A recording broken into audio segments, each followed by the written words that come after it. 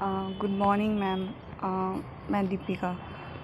Ma'am, मैं दिल से आपको अप्रिशिएट करती हूँ कि आपने यूट्यूब पे इतने सारे सब्सक्राइबर बनाए और उसके बाद इतने सारे कमेंट को आप रीड करते हैं और उनको फिर आप अप्रिशिएट करते हैं, जवाब भी देते हैं। मैम, दिल से आपको एक मैं सैल्यूट करना चाहती हूँ।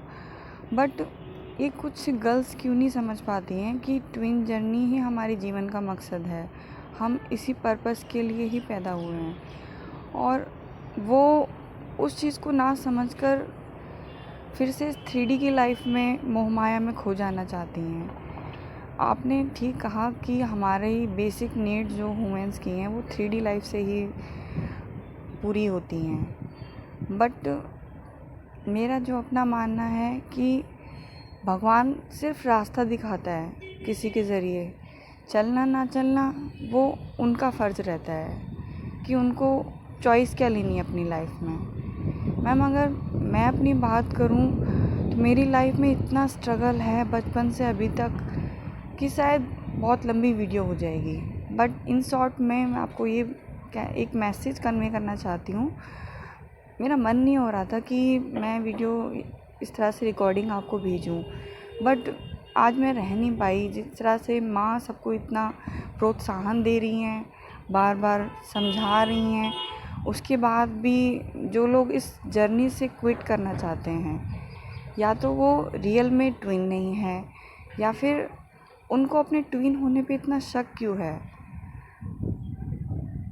मैं अगर अपनी बताऊं तो मुझे बचपन से ही पूजा पाठ, एकांत, ये सब चीज़ें बहुत अच्छी लगती थी। मैं एकांत में रह के भगवान का ध्यान करती थी। बट एक मोमेंट मेरी लाइफ में ऐसा आया, मेरे पेरेंट्स भी मेरी पूजा के ख़िलाफ़ हुए। मेरा मंदिर तुड़वा दिया गया। मेरी जो भगवान की मूर्तियाँ थी उनको भी मेरे माँ बाप ने मुझसे दूर कर दिया।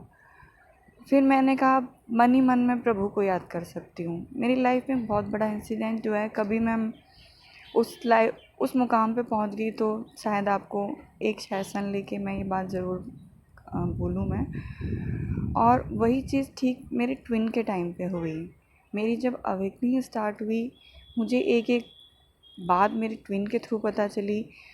मैंने अपने ट्विन को तो प्रपोज़ किया, बट वो मैसेज के थ्रू और फ़ोन के थ्रू ही किया। वो जबकि चाहते थे कि वो सामने बैठ के ये बात कहे। ये बात उनकी हायर सेल्फ ने मुझसे बोली कि तुमने दुनिया को तो बता दिया कि तुम मुझसे प्यार करती हो, लेकिन तुम खुद सामने बैठ के मुझे आज तक तुमने ये बात नहीं बोली।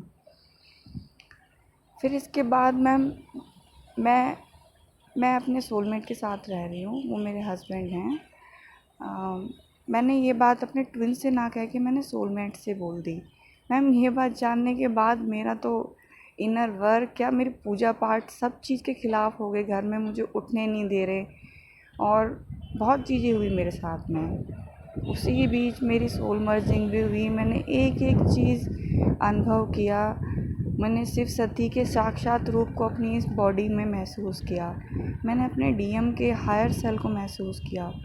मैं जब भी निराश होती हूँ, हताश होती हूँ, मेरे डीएम मुझसे बात करते हैं।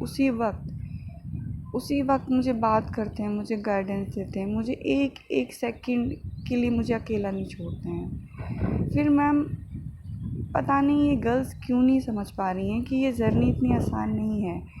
और फिर दोबारा बर्थ लेना, फिर दोबारा यहाँ पे आना, फिर वही प्रोसेस।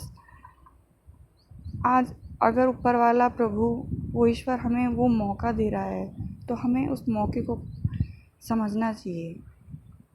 और माँ ही एकमात्र ऐसा ज़रिया है जो हमें उस ईश्वर से कनेक्ट कर रही हैं। नहीं तो इस मोह माया की लाइफ में, दुनिया में कोई किसी का नहीं है, कोई किसी का भी नहीं है। जिस दिन इस बात को जान जाओगे आप रियल में माँ का थैंक्स बोलोगे। आप माँ को ही थैंक्स बोलोगे कि उन्होंने रियल में आपको भगवान से मिलाया है। थैंक यू माँ।